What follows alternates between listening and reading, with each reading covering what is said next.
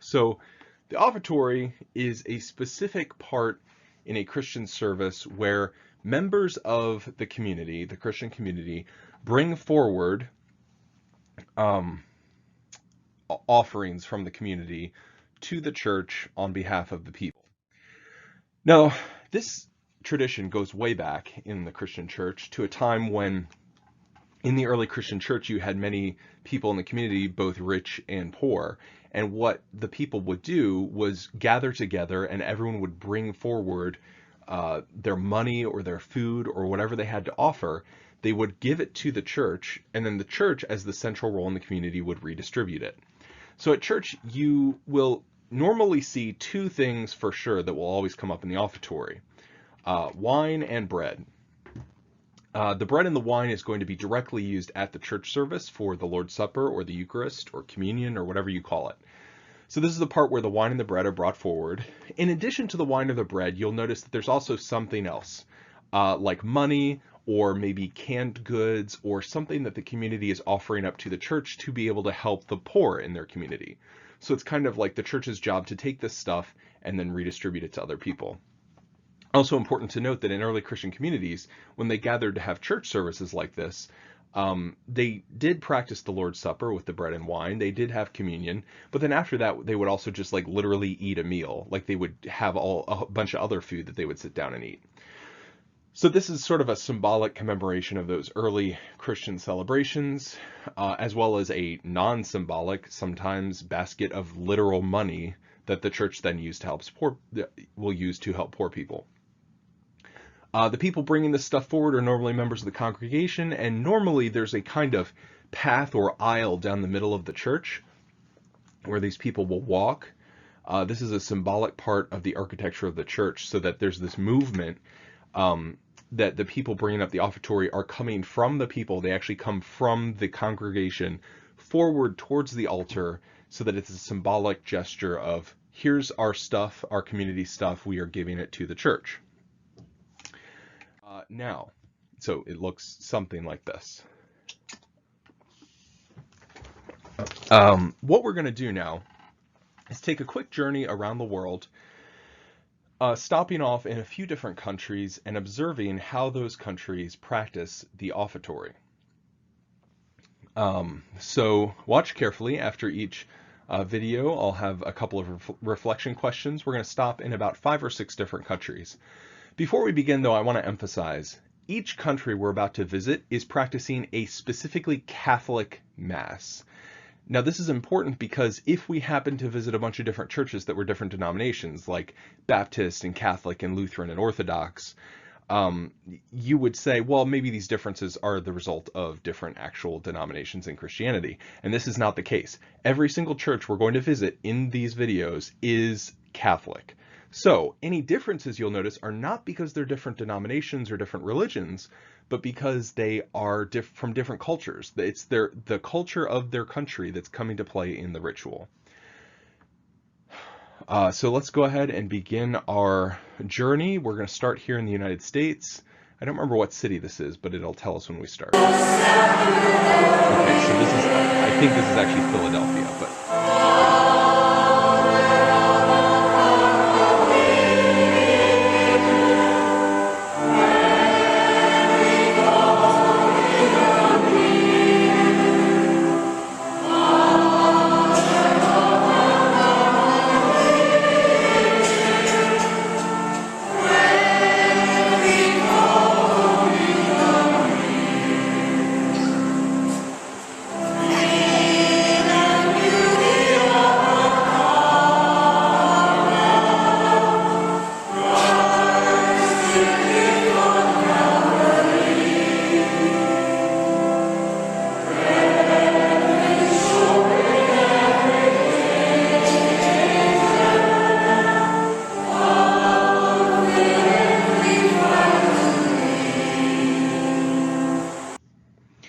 So a couple of things we're going to reflect on after each of these videos. Number 1, who's involved in participating in the offertory? Number 2, how does the space, the actual building or the space where the ceremony is happening, how does that aid in what's happening? Um, Third, we're going to look at music. How does the music contribute to the worship service? And yeah, that's probably about it. Mostly we're looking at kind of like pros and cons of different ritual practices. Um, so you can see in this video, this is, if any of you are Christians who live in this area, this may look kind of familiar to you. This is your standard church hymn with an organ. So you have people singing, or at least they're supposed to be singing. Not a lot of people are singing. You've got an organ slightly playing in the background. The people involved here are an older couple who are actually bringing up the bread and wine. You have an altar server leading them. It's a very, you'll notice it's a very like rigid, straightforward practice. It's, you start at the back, you walk to the front, you're done. So now let's take a trip to, let's see, I think we're heading to the continent of Africa. I'm not sure which country. Let's take a look. Okay, Zambia.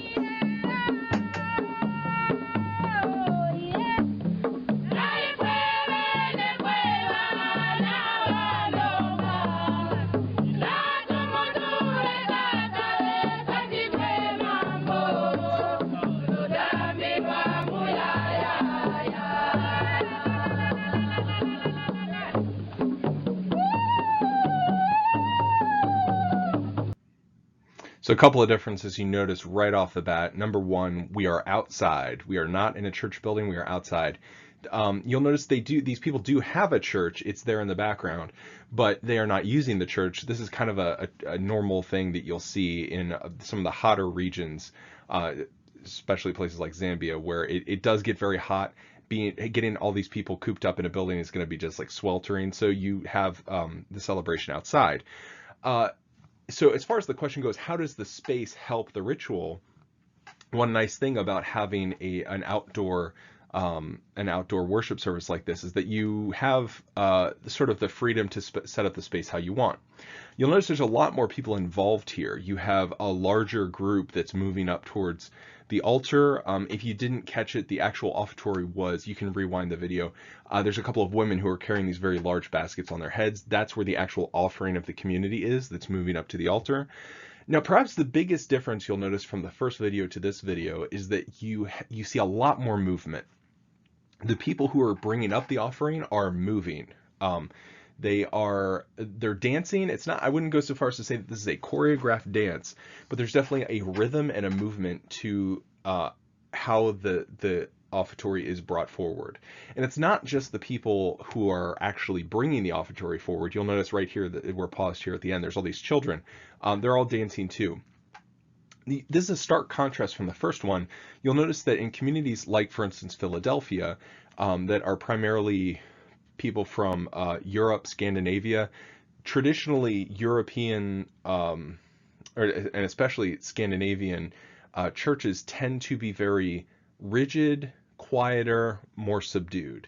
And you got that in the first video. Not a lot of people singing, not a lot of people moving. And in fact, one of those people, if they visited this church, might even be shocked at how many people are moving and dancing. They'd be like, what is going on? This is craziness.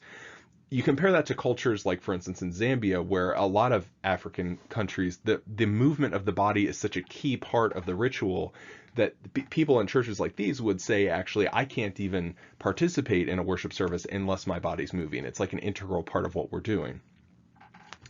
We're now going to travel. I think we're going to keep moving. No, actually, I'm not sure where we're going next. Let's just take a look together. Okay, this is Nassau. This is in the Bahamas.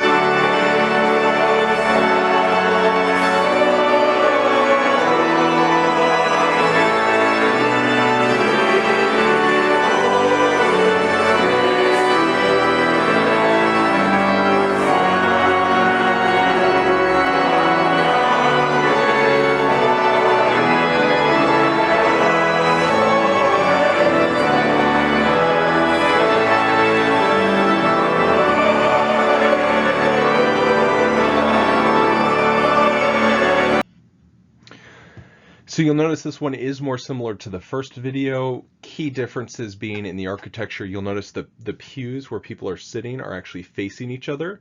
This is a kind of an old tradition in a lot of churches. They would design churches this way so that there's more an emphasis on community. It's like the people are facing each other, like we're all participating together, rather than having all the pews facing forward, where it's like you're all watching a show. It's more like it's supposed to be more communal.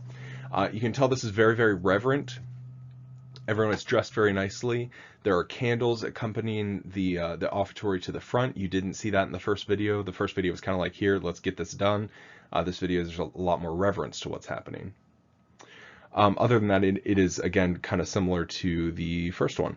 So now we're going to keep moving. I believe our next one's taking us into Asia. I don't actually remember what country. Let's find out. Vietnam, there we go.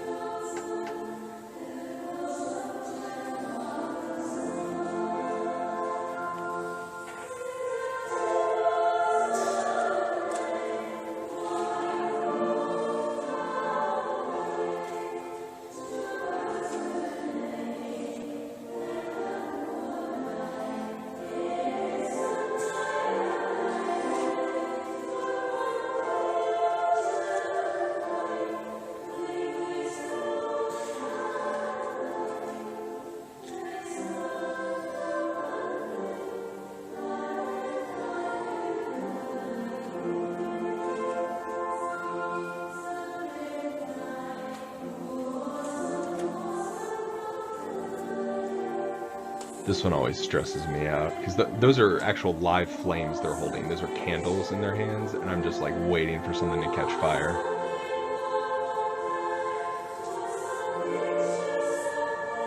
I mean, I've seen the video before, but still, you know, it's like every time. I wonder if something's going to catch fire this time.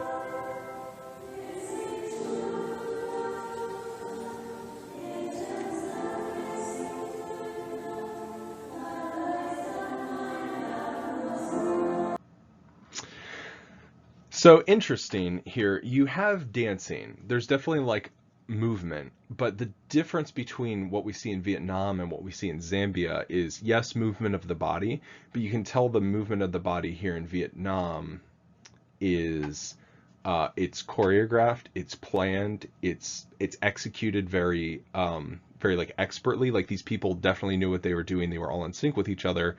Whereas you can tell in Zambia, yes, there's probably like a certain rhythm to it. There's a step to it. Everyone sort of like knows the dance, but at the same time, it's not choreographed to the same extent where you didn't feel like in Zambia, it seemed like kind of everyone in the congregation knew what was going on and everyone was joining in the dance. Anyone could join in the dance. Where Vietnam, you kind of only see this one select group that's dancing in the front. Everyone else is holding very still. So it's sort of two different demonstrations of what dance looks like in religious worship. Okay, we're back in Africa now.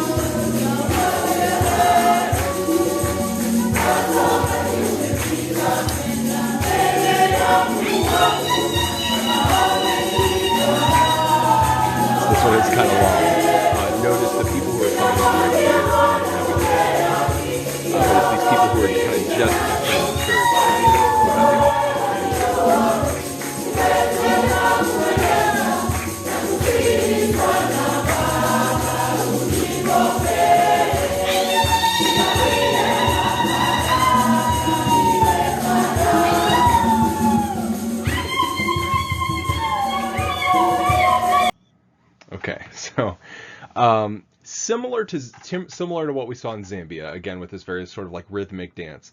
A little bit more choreography in this one. This is definitely the longest one. With the dance step that they're doing is kind of like one step forward, two steps back. Just like it's definitely a lot more appreciation for the process. So Whereas in the first video you saw, we've got this older couple in the back of the church. They bring the gifts up to the front. They're done. Let's move on. This service that I believe, I put a question mark on Kenya. I don't actually know if this is Kenya. I remember it now. I was trying to track down where this video actually came from. I think it's Kenya, not totally sure. But anyway, this service, you can see there's definitely no rush. Like, no one's in a hurry to get this part of the service over. There's actually it's like a celebration of this part of the service. Whereas other church services, you may not even catch the offertory. Like, you wouldn't even notice it happening because it kind of happens quietly in the background. We do need to address, though, before we move on, this kind of like guttural screaming that you hear in the background. This is actually a prayer technique that goes back really far in not only Christianity, but lots of other traditions. And the theory behind it is basically that sometimes when you're praying to God, the words that you use aren't quite enough. And so you have this sort of just, it's just a raising of the voice in prayer. It comes across, especially in this video, it's not singing. It is kind of like just like a scream. But the point of it being that you don't need to find the exact words. You don't need to phrase things exactly right. If you are moved to prayer, God knows what's in your heart. So you just make a joyful noise unto the Lord. That's where that tradition comes from. Nevertheless, I think it's important at this point to stop and say, just because all these traditions are different doesn't mean that some are good and some are bad, or that some are better than others. Everyone has a right to worship however he or she prefers. Nevertheless, if you can imagine someone from, for instance, take someone out of this church in Kenya and put them in the church in the first video, they would probably feel extremely bored, right? The music would come across as boring to them. Everyone's very stiff and unmoving. They wouldn't really enjoy it. In the same way, if you took someone out of that first church and put them in this church, they would probably be overwhelmed. There's noises, there's singing, people are screaming next to them. Like, you'd be like, I got to get out of here. This is insane. And it doesn't mean that one of these is good and one of these is bad. It's just that there are different cultural expectations for what a worship service looks like. And everyone worships in their own way, and that's fine. Speaking of everyone worshiping in their own way, I have one more video. This one's a little bit closer to home. This is from Baltimore, Maryland. Let's take a look.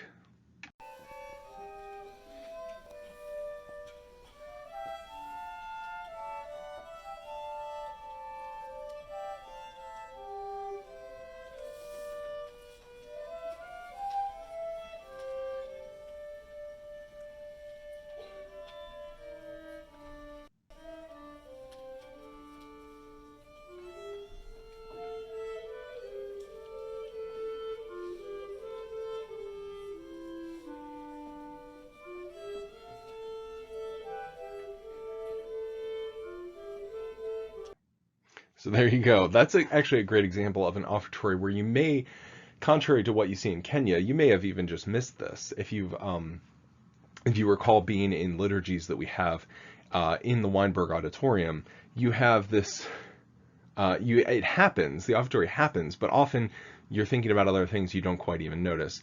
This is an example of the Weinberg Auditorium is a great design for things like music productions or plays or things like that. It's made for the arts. It's not really a space that's intended for worship, and you can see that there's a little bit of a hang-up where the participants bringing up the offertory start off to the side, and they kind of have to walk around the circular front of the stage in order to meet up with the priest in the middle. It's kind of just like an awkward movement, where you contrast that to some of the other worship spaces we've seen where you have this nice aisle down the middle where the offertory is clearly symbolically from the people to the church. Nevertheless, there you go. That's the offertory at Mercy High School. If you've ever wondered why that happens, hopefully this little video collection helps you get a better appreciation for what the offertory is.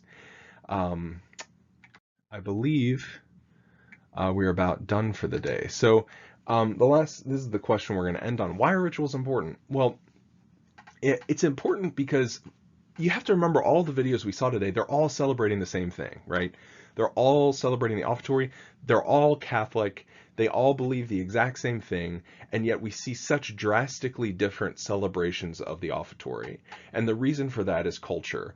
But our culture, our religion, all of this plays into what we do, like the things we do every day. What we do, how we do it, that's what ritual is. And it's important for us to develop these rituals because, like I said, not everyone worships in the same way, and it's important that everyone find a way to worship and express themselves that works for them. So that's why rituals are important. We will pick this up next time we have class, but that is going to be all for today.